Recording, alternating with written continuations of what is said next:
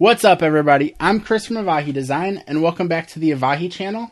Today I'm going to be showing you 5 hidden features in Adobe XD. Let's go ahead and hop in.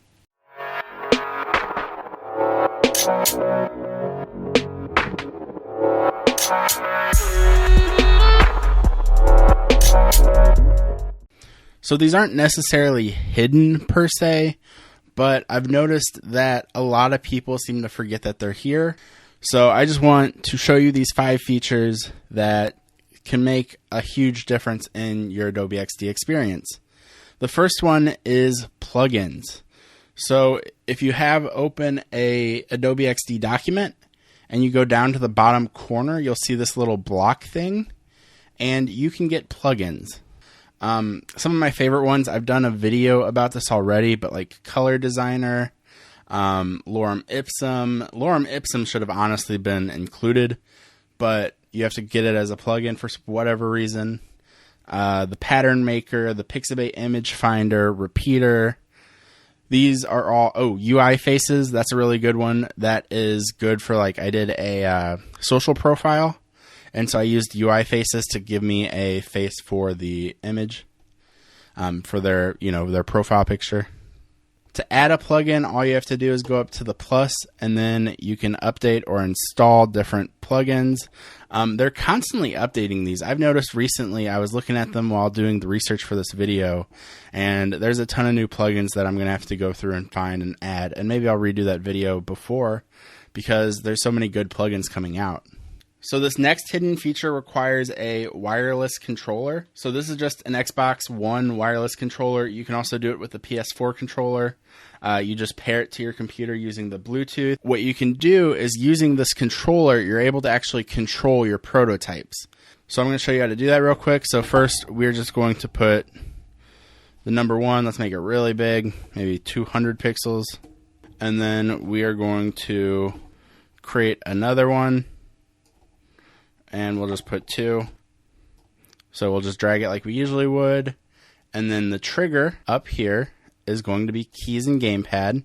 And then if you press a key on your game controller, it'll pop up. Okay, so we set the key for A. We click out of here, press play, and hit A on our gamepad, and it transitions. And you'll see whenever you're assigning the trigger, you can do, you can do the thumbsticks, you can do bumper keys, triggers, you can do the D-pad, you can do any of the buttons. All of them will work for creating the trigger. I will say there is one thing with the gamepad, is that it seems to be just a touch buggy. Sometimes it takes a few moments for me to get it actually connected and working properly whenever I do the trigger. It took me about 3 attempts to get it to actually trigger on here, even though it's the same, setup. So it's just a little bit buggy, but whenever it works, it's really cool. So this next hidden feature is actually a main feature of Adobe XD. However, it seems like a lot of the designers in my area especially seem to forget about it, and they just send over the regular file. But if you go up here to the Share tab, you can actually create specific items that you can share. So the development will actually share some code that the development team can use, or you can get feedback on your design from, your project manager. You can do user testing, you can do presentations. So you have a bunch of different settings. You can set a password if you want, and then you create a link, and it creates a public link that you just send out to, your client or whatever, whoever you need to send it to. And instead of sending them the whole file and dealing with all the extra stuff like that, they just have this link. Let's go ahead and open it up and show you what this looks like. So this is just set up for a design review. And you can make a comment, you can click on stuff, you can place a pin to show where your comment's going to be about. And it gives you a couple extra features that you don't necessarily get to do whenever you're just sending it regularly. You are also able to preview on device. So if you download the XD mobile app, you can connect it via USB and then play with your design on your phone. So that's actually really nice for testing it on your own device. Going back to the design tab, something that tends to get missed a lot is the repeat grid. So let's say I create a square, and let's say we need 3 of these. A lot of people might just hit Alt and drag out 3. But there's an easier way to do that. Instead of doing Alt and dragging it out, you can do repeat grid, and you just pull out how many you need.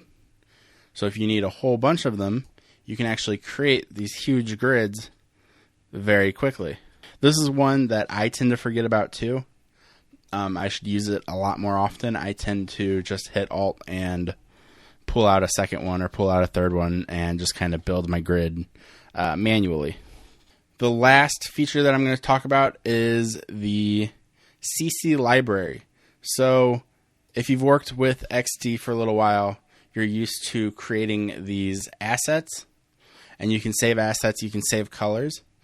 But what you might not realize is that that Creative Cloud library that you have in Photoshop also is available in Adobe XD.